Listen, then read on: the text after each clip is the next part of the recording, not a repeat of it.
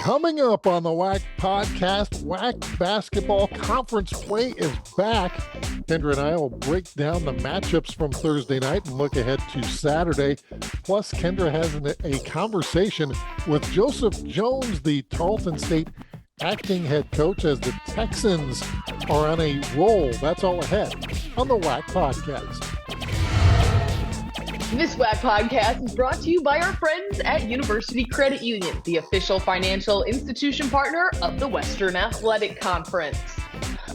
Happy 2024. It's a new year. It's a new us. Same fantastic WAC podcast, our first show of the new year. And, man, it's another year gone by. 2024, how'd you celebrate? You were in Florida, I believe. I was right here in the DFW region, getting a chance to see some fireworks at Reunion Tower. Will say there was supposedly a drone show from where we were watching, because we were actually at dinner at the literal time the ball dropped. The drone show there was a building blocking half of Reunion Tower, so we could see the fireworks, but on this side where we didn't see anything was apparently this sick drone show that got a lot of attention, and we completely missed it. So, but apparently it was great. Well, Happy New Year to you, Kendra. Yeah, I was in Florida and was on the beach there in the Destin Fort Walton Beach area, and there was going to be a fireworks show right near where our hotel was, 8 p.m. So was having dinner with my daughter, and then was heading up to, in the elevator to the hotel room. And by the time I got to the room and got out on the balcony, it was almost over. It was literally a 5-minute fireworks show at 8 p.m. So I saw a few, but then was turned in by midnight. Nice. So Hashtag were you old guy New Year's. Were you up when the ball dropped? Or were you asleep? Negative. Negative. Alrighty. Starting 2024 with some sleep. With some good rest. But also had my anniversary with my lovely bride, Wendy. So it was a great trip. But now we're back. And conference basketball is back, Kendra. And we're doing this on a Friday. So we're kind of out of sorts a little bit. We're remote, back to the old days, if you will. We're not in studio this Friday because, the holiday and all that good stuff, but watched a lot of basketball last night as we record this on Friday. Men's basketball we start with. How about Grand Canyon? I mean, they are in the net rankings going into the week, number 41 in the country, getting votes in the AP poll, getting votes in the USA Today coaches poll. Only one loss on the season. That's the South Carolina top 25 victory in their pocket. Some big wins, and now we're back in conference play, and it was a rematch of last year's WAC tournament championship. Yeah, it certainly was. And man, Grand Canyon has just been so good this season. 10-game win streak, and Tyon Grant Foster leading the way with 27 points last night. He's getting some national attention. We saw Matt McCall with the Field of 68 listing him as a midseason All-American. And so, I mean, this is a team that's just rolling right now, and they've got a lot of pieces. And, Southern Utah was a brand new team, new coach, and so we weren't really sure where they were going to be. But Grand Canyon just continues to light it up. 4 guys in double figures: Gabe McLaughlin, 18 points; Colin Moore, 15; Ray Harrison put up 12 as well. And so this is now it's the nation's 6th longest active winning streak currently.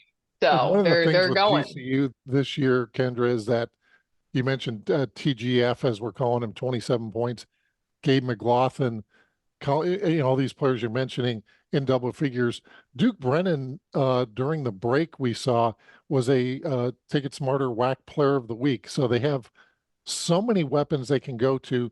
Josh Baker coming off the bench, and the return of Javon Blackshear Jr., who at this point isn't really in the rotation. He played 7 minutes last night, but here's a guy that was a preseason WAC Player of the Year.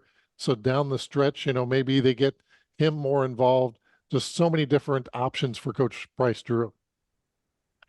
100%. And they got a guy, I mean, Sidney Curry, he's someone we've talked about before. He just hasn't really gotten going yet, but he's another one. He was at Louisville. They got, Josh Baker. I think you just mentioned him.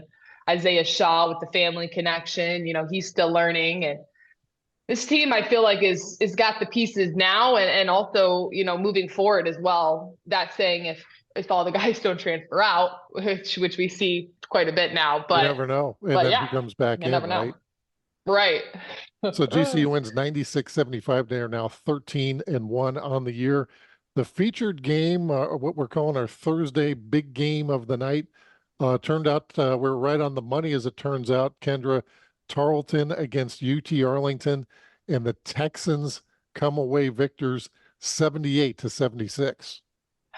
How about these Texans? I mean, 3-0 in WAC play to start off, completely new team. Now they have an acting head coach, Joseph Jones, who we get a chance to speak with. Now, we spoke with Coach Jones prior to last night's matchup. And so when you're listening to it, just keep that in mind. But yeah, this one went down to the end. Lou Williams hits that triple in the final seconds once again to push them to the victory. And it seems like these guys are just clutch down the stretch. Ja'Cory Smith had that buzzer beater against Tarleton to get the win.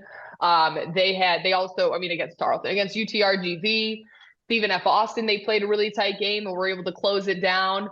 But yeah, they hit 12 shots from the 3-point range, which was so close to tying their record of 13 that they had set earlier back in 2021. So they're there.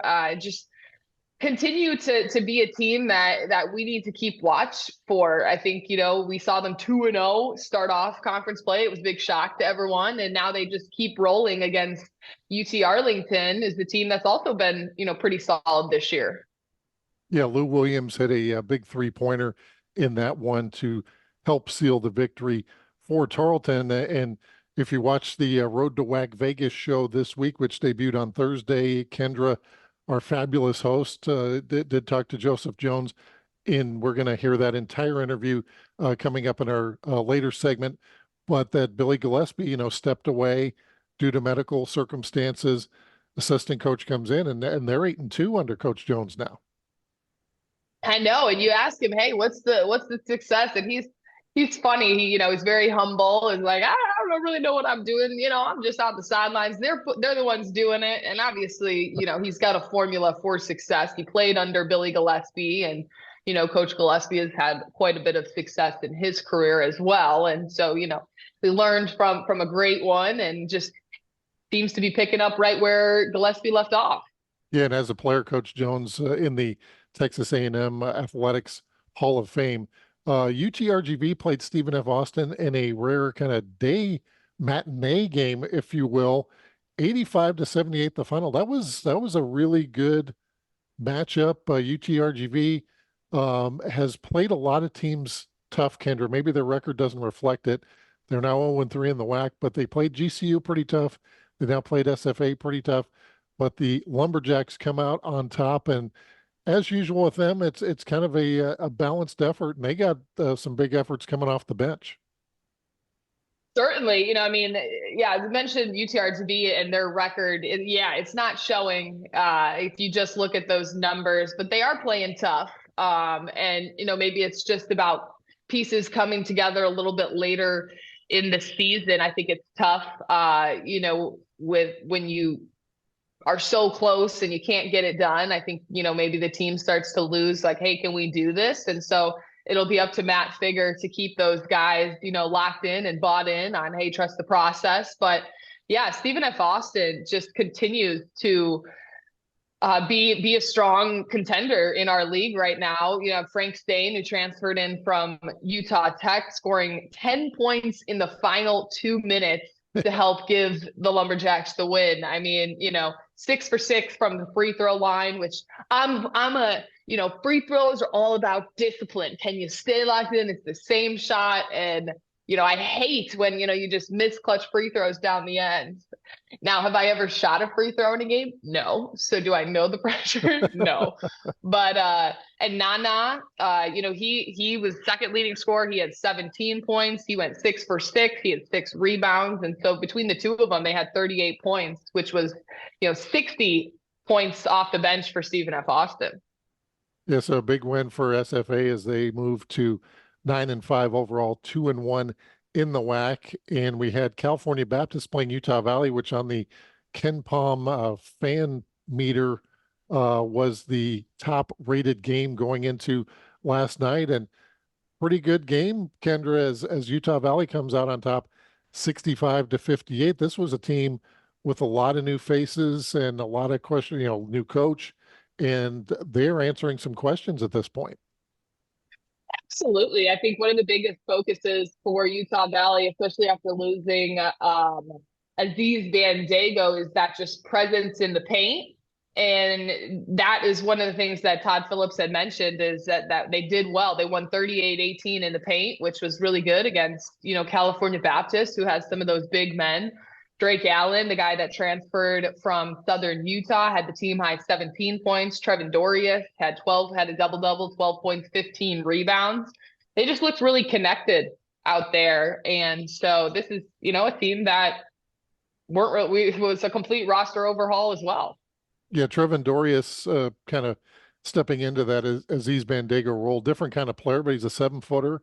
He transferred in from Utah State, gets 12 points, 15 rebounds, and also led the team in assists with 5 for Utah Valley. So a big win for them. And California Baptist, of course, Dominique Daniels has really burst on the scene this year, Kendra, and we've seen him in our WAC Top Play package already a few times, and he leads the Lancers again last night with 20 points.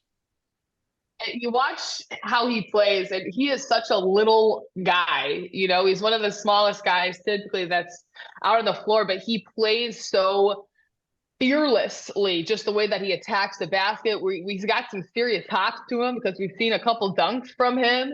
And so, I mean, if he can get, he's been going, he just needs a little help, I think, from some other guys out there to continue. Ivan Udriago came in from Grand Canyon, put up 11 points.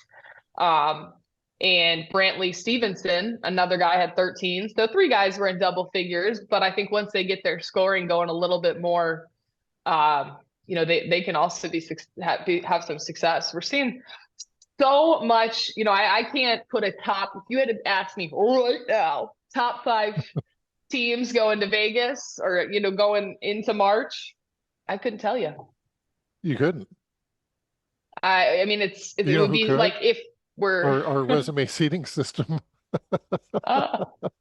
That's true. That's true. I mean, that's one metric that you can use. And again, that's a reminder to our fans, the top 8 teams by record will go to WAC Vegas, but once they're in, they're going to be seated by the resume seating system, which takes into account non-conference, all the games they played all year long. And a lot of times, people are looking at it and they're like, hey, wait a second, this doesn't match up their record and their ranking. But if you're playing better opponents, if you're beating better opponents, in the non-con, it's going to help you out in that resume seating system.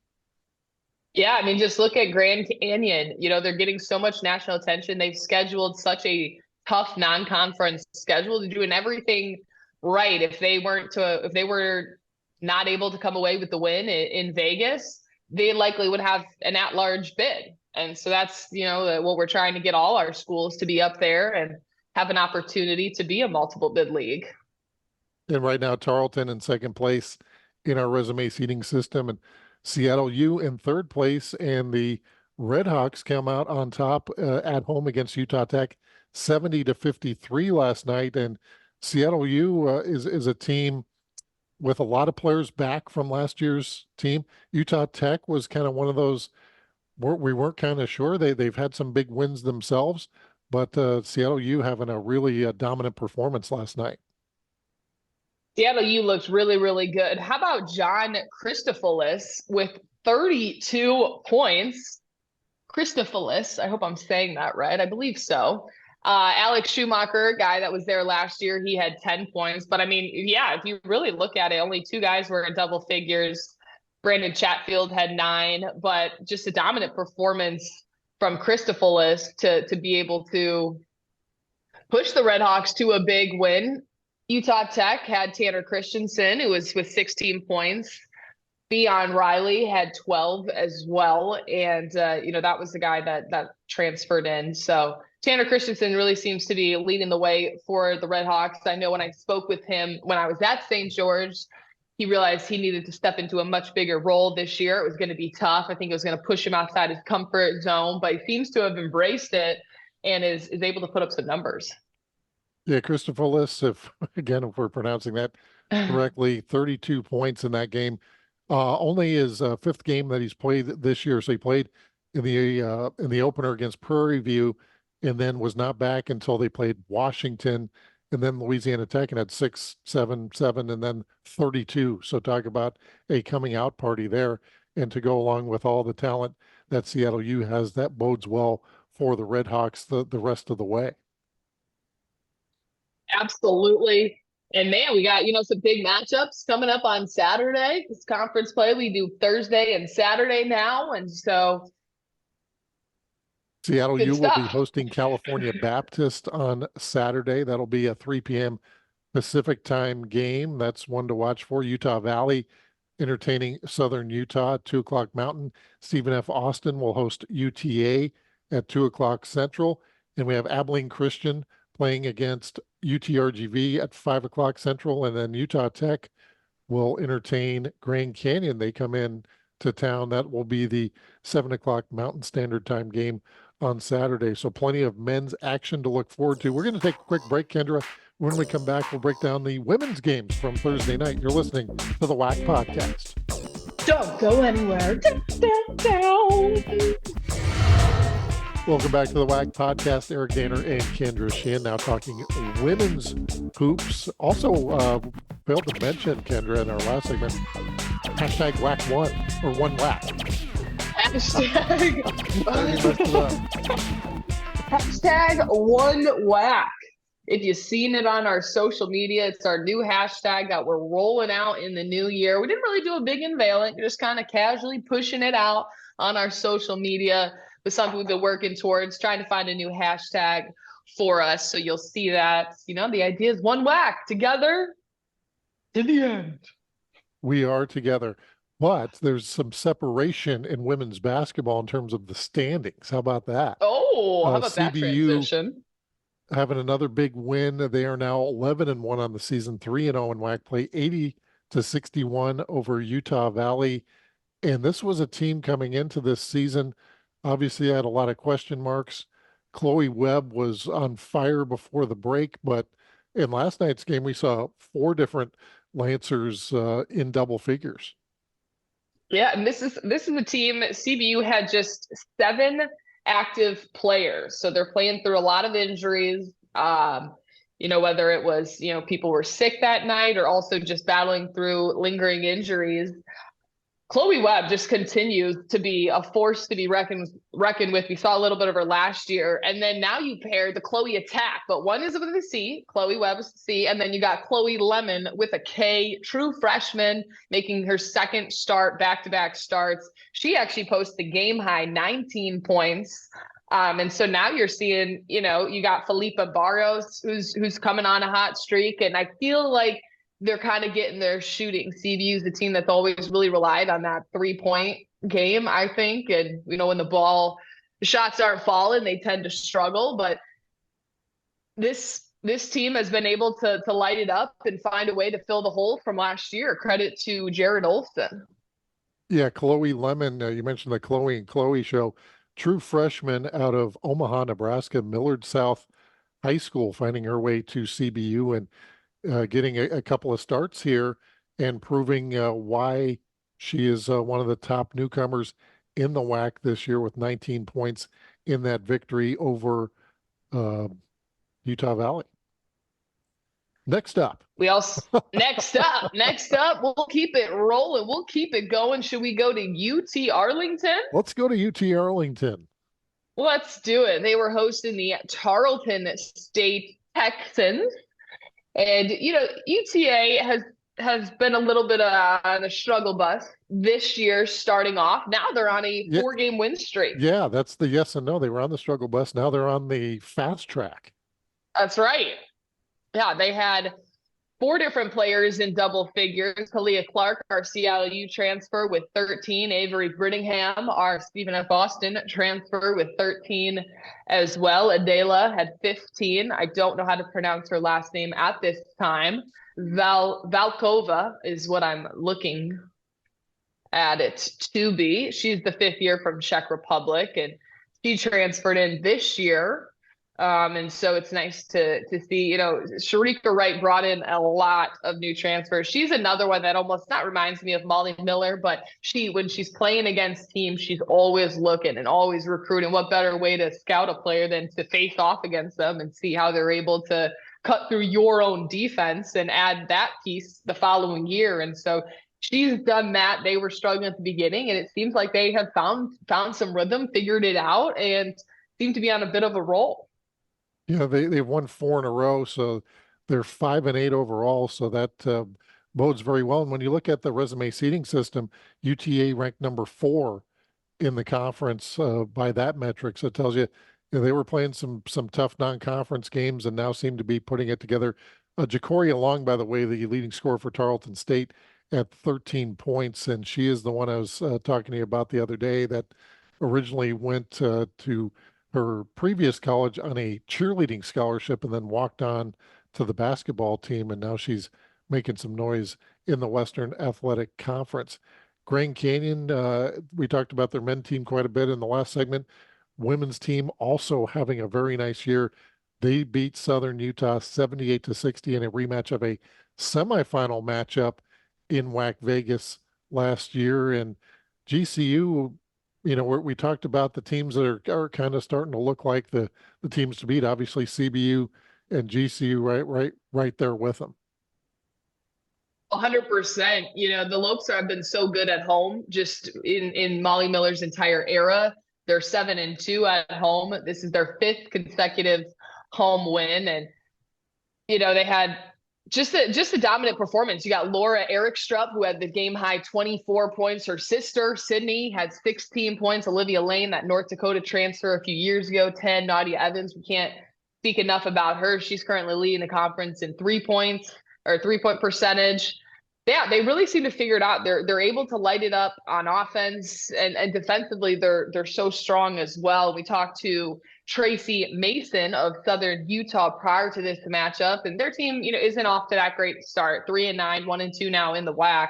But she said it's just about finding the right fit. They don't have that height presence inside that they had last year, and so it's just kind of been about how can we play to our strengths? What is our strengths? What's even our identity at this point? And so this is a team that looks rocky right now, but take a look at them in the second half of conference play, and maybe we could be seeing a very different team.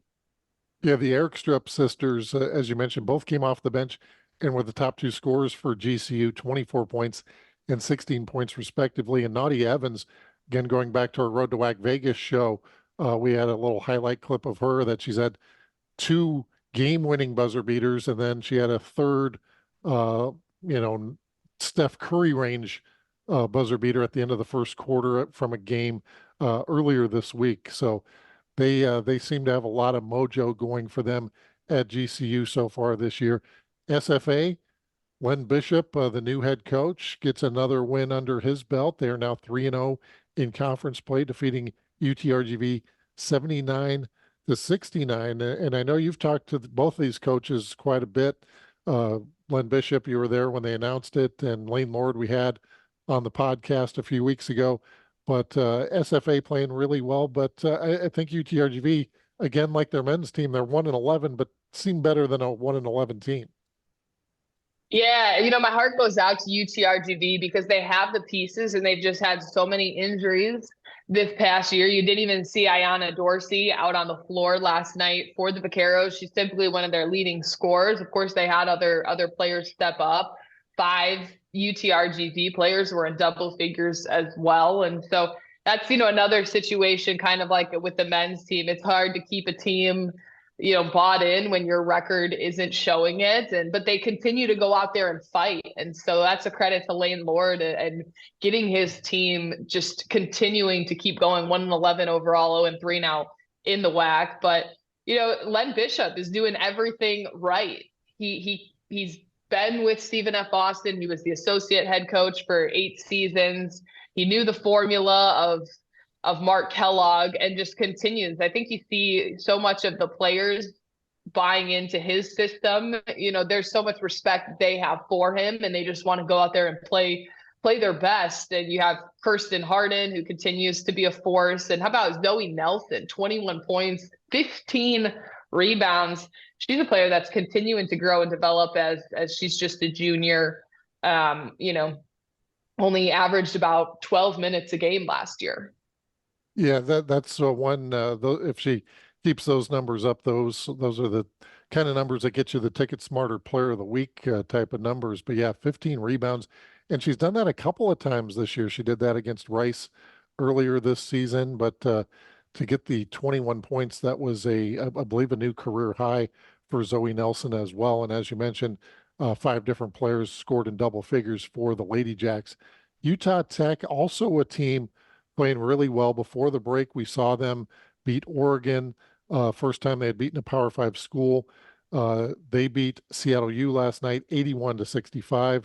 They are now 2-1 in WAC play, 8-6 overall, and they have some players that are a lot of fun to watch and that can put the ball in the basket. Maggie McCord. So I mentioned that about the Ticket Smarter Player of the Week type numbers, 11 for 11, 26 points last night.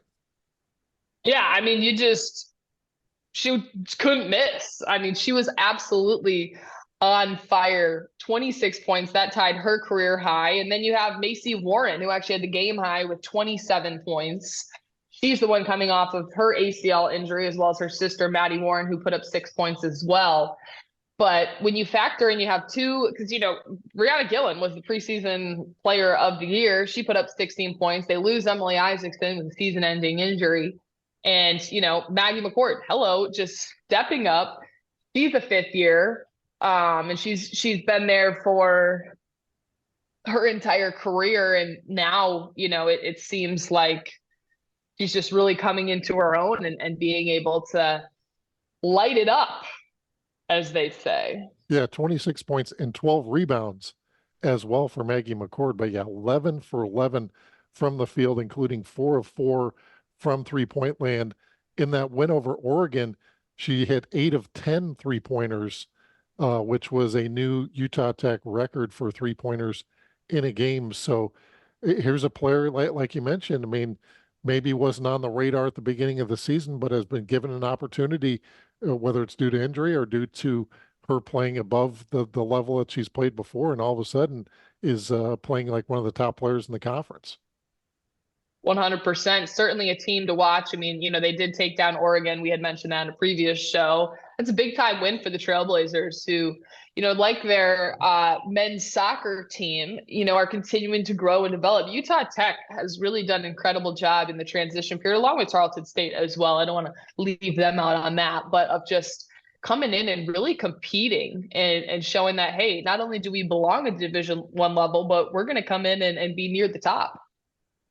Big games coming up this Saturday. Utah Tech will be at Grand Canyon, so that's one to circle. That'll be at 2 o'clock Mountain Standard Time. Of course, all games on ESPN Plus. California Baptist hosting Seattle U. UTA against Stephen F. Austin. So there's a couple of teams that are kind of on a roll right now. So somebody's going to win, somebody's going to lose, as they say. UTRGV hosting Abilene Christian, and Southern Utah will bring in Utah Valley. That's a 5 o'clock Mountain Time tip on Saturday. A lot of good games to look out for. I do want to we mentioned Grand Canyon and the success they've had. Molly Miller recently celebrated her 250th career win. So congratulations to her. That ranks 4th among all active Division I head coaches that have coached for at least 8+ years. So, if you look at her record and what she's done at Grand Canyon, she's one of those young coaches that has a pretty bright future ahead of her. Yeah, that's a lot of wins for a young coach like Molly Miller, but she has had a lot of success. She was at Drury before she was at GCU, won a lot of games there, and since arriving in Phoenix has also won a lot of games. So that's why she's regarded as one of the top, I don't want to say young coaches, one of the top coaches in the country. One day, 9 hours, 4 minutes, and 49 seconds till their next game. Much appreciated, Kendra, on that. Coming up next, we're going to play your interview with Joseph Jones from Tarleton. As we mentioned, this was recorded before last night's game, so but there's a lot of interesting information there that we uncover as Coach Jones has taken over as the acting head coach for the Texans, who are on a roll. You're listening to the WAC Podcast. Welcome back to the WAC Podcast. I'm Kendra Sheehan, now joined by acting head coach for Tarleton State men's basketball program, Joseph Jones. Coach Jones, it's so good to have you on the show as the Texans are off to a 9-4 start overall, and you've sat in this position, and since then the team's gone 7-2. What has kind of been these last month and a half as you've stepped into this acting head coach role? First, I want to say thank y'all for having me on here. And secondly, man, it's been a ride. It's been a ride. Right now, we've been playing pretty well. I know we can be a whole lot better, so we have to be better in order to be successful in the WAC. So we just doing whatever we can to, keep getting better, keep reaching higher, winning games. And you're stepping in as acting head coach for Billy Gillespie, who has stepped away indefinitely from the team due to medical circumstances. And we just wanted to check in and see how Coach Gillespie has been doing. He's been an important part of our WAC coverage over the past couple years. Oh, he's doing well. I get to talk to him every once in a while. He calls me and we talk about, other things, talk about games, talk about all the things you would a head coach and assistant coach would talk about. So he's the head coach and I'm the assistant coach. So we chop it up and we talk about other things in life. So it's always good to hear his voice. Oh, good. Well, we're glad he's doing well. And switching back over to basketball and what this team has been able to accomplish so far this season, 2-0 in WAC play. And let's go back to the first game of league play at Stephen F. Austin. It was 34-34 at the half, and this team grinds out the 2-point victory. What did you see from that win in the fight that team had to put on the road to get their first WAC win of the season? I seen just, what I seen every day in practice. Our guys going to grind it out. They're going to play hard. They're going to play tough. And they're never going to give up. Much you throw at them, they're going to keep fighting. And they're going to eventually find a way to beat you. So that's what I seen going to SFA and getting a win like that. It was very good for our program. And, the guys are super excited about it. I just hope we can continue going and do it, having games, having success like that on the road. Where last year we didn't win. We won one game on the road, so we've always tied last year's record. So that's pretty good. What is the key to winning on the road, and why such the shift from last year? Is it the team just buying in, being more disciplined when they're going into hostile environments? I don't know. The key, I always believe, once you go on the road to play, you just got to throw the kitchen sink at them, throw everything you got, and, whatever happens, happens. And I think that's how we kind of approach it every time we get on the road, and just tell guys, go out there and, play hard. Whatever happens is, win or lose, we're going to know we gave it our all. And if we give it our all, more likely we will be successful. And we know Wisdom Gym is a tough place to play. You hosted UTRGV for the second conference game. And my goodness, that one was an entertaining finish. You guys are up by 1. UTRGV goes and gets some acrobatic layup to go, gives them the lead. And then Ja'Cory Smith gets it done in the other end with that 3-point buzzer beater. What was that moment like for you, watching Ja'Cory Smith have that, and really the rest of the team just being able to rally and fight that one out despite, going down at the last possible second?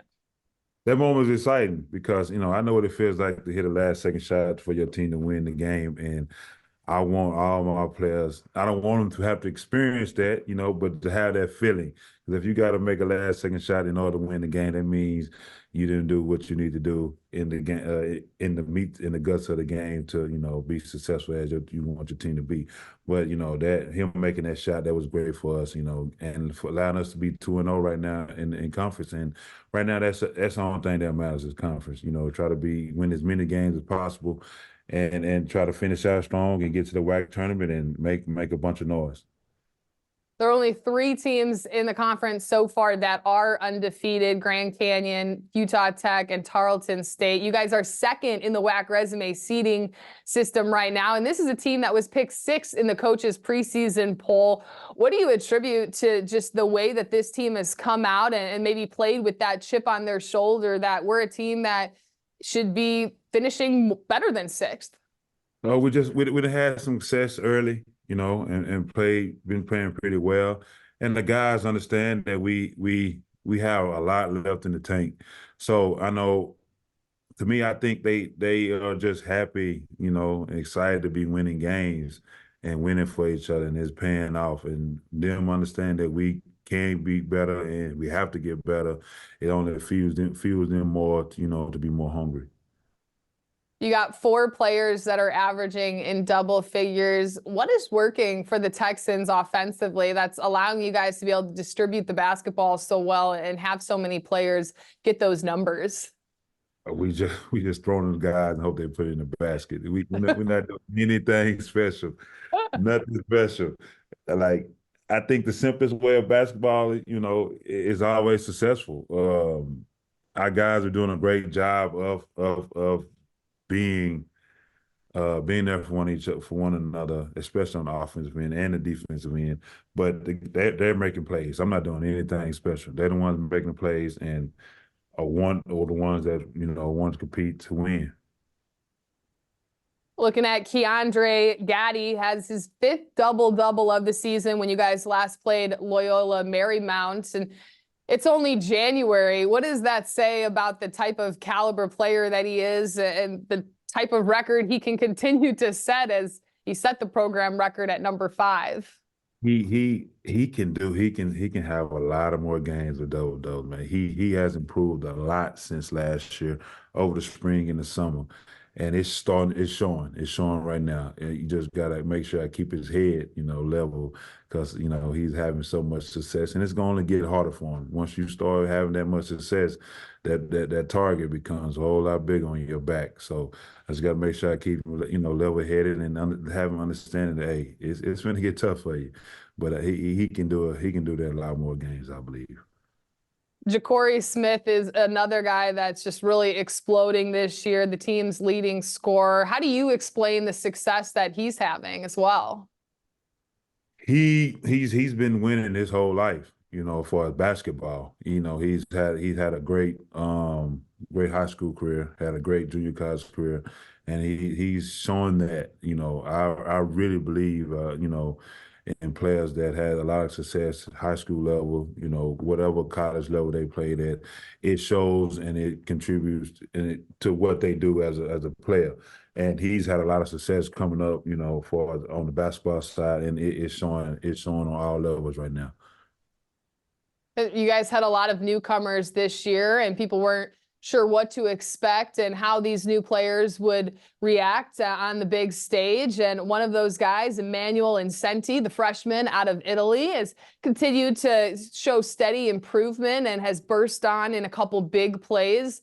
What kind of ceiling does he have as he continues his rookie campaign? I don't think he has a ceiling. You know, it's wide open for him. If he comes every game and every practice with the mindset of getting better and to, you know, and compete and improve something to each and every one of us each and every day, that he has no ceiling. Like, I went to go try to take him out the game the other night, and I'm like, "You need one?" Like, "Nah, coach, I'm good." And that's the best I've seen him play. He's catching the ball, rebound, pushing the ball, making all the right decisions, and that's what our team needs. We need for him to be successful in order for us to have a great chance to win each and every game, and he's been doing a great job with that. Lastly, you know, just as you look at the entire season, the Texans have, you know, picked 6 in the preseason poll. You guys continue to find ways to win. You start WAC play 2-0. You get big time wins. It seems like, despite the adversity with Coach Gillespie, this team seems to be resilient. Would that be an accurate description of how you would describe the group? Very, very accurate. Very accurate. That's one thing that coach prides himself on, is having tough teams, and I believe we are a very tough team. There's no quit. There's no quit in this group at all. They're going to fight, to the very end, and that's what you need, and that's what we've been showing. Everything that we're dealing with, with Coach being out with a coach that doesn't have a clue what he's doing on the sideline now, and they're still fighting. They still fighting each and every day. Wanting to get better, wanting to play for each other, wanting to win games for Tarleton, and that's the only thing you want from these guys. Hey, I'd say you know what you're doing. 7-2 since you took over. Pretty good stat line there. It might be a little luck. I hope it's luck, and I hope it don't run out no time soon.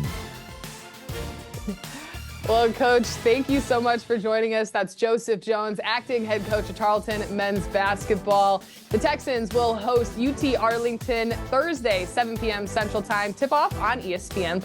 Thanks so much for listening to the WAC Podcast. Thanks for listening to the WAC Podcast. Make sure to follow us on Facebook, Instagram, Twitter, and YouTube. And check out our website at wacsports.com.